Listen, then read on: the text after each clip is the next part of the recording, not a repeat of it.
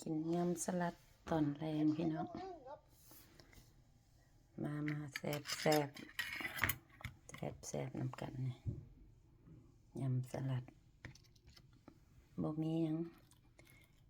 แต่ไข่ใส่น้ำมันก็เฮ็ดเอง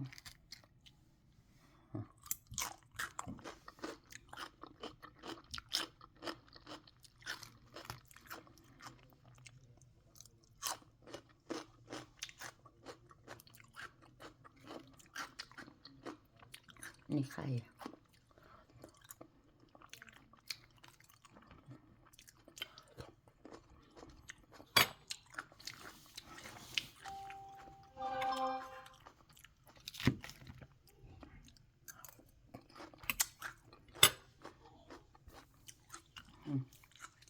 กินต่อกันแซ่บน้ำกันเด้อ